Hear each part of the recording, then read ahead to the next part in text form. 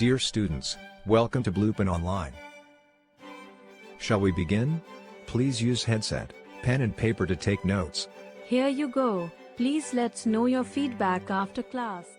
Today, first we go to the introduction and what all things are there in the, the head and neck. We will just generally, I'll tell you, okay, no, not completely generally, but some points also it is there to understand. So anyway, we will start. So the first is our neck. So as you know, the thoracic outlet. Where is the thoracic outlet?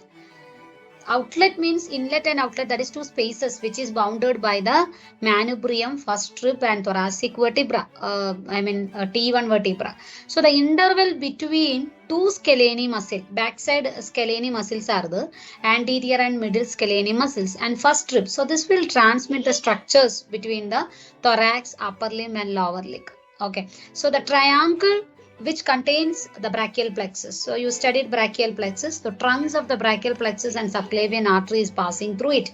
So I was speaking about the thoracic outlet. So thoracic outlet is a space which is bounded by manubrium, first rib and T1 vertebra. So interval between the muscles and first rib transmit the structures between the thorax, upper limb, lower limb and neck. Okay, so the triangle contains the trunks of brachial plexus and subclavian artery. Okay. Okay. Then one syndrome is that is thoracic outlet syndrome. So why it is occurs, because of the compression of the brachial plexus and the subclavian arteries in the triangle, in the squamous triangle. So compression, what will happen if there's some brachial plexus is compressing means what will happen? How it is compressing? Because of some tumors of the neck, cervical ribs or hypertrophy of some muscles. So in that scenario, the brachial plexus are going to first affecting. Okay. So if it is compressing, what all the features will be there? Clinical symptoms, numbness will be there. Correct, no? Numbness and pain in the medial forearm and hand will be there. Weakness of the muscle, decreased blood flow in the upper extremities. Correct, right? So these are the symptoms of the thoracic outlet syndrome. Then here you can see the important artery, that is the carotid and subclavial artery. So did you see the subclavian and carotid artery over here? This is your subclavian. This one. This is the carotid artery. It's very important. Then we will see what is the embryology of the head and neck. So maybe you heard about the pharyngeal apparatus. So pharyngeal apparatus means it consists of pharyngeal arches, pharyngeal pouches and pharyngeal grooves. Grooves or cleft. So pharyngeal arches are 6 number, but 5 will be disappear. So 1, 2, 3, 4 and 6. So it is composed of mesoderm and neural crest. And there are 4 pouches, 1, 2, 3, 4 and which is lined by endoderm.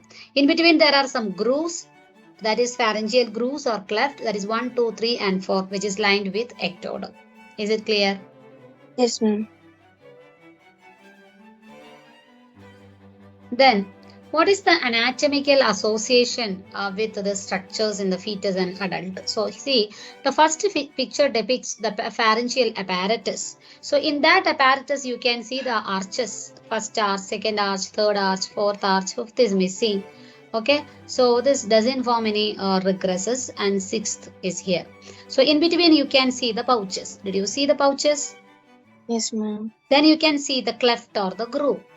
Okay, so arches are by mesoderm, clefts are by ectoderm, pouches are by endoderm. Okay, so this is the position from head to tail. So here, see here from the first process, from the first arch, mandibular process, and the other structures you just go through.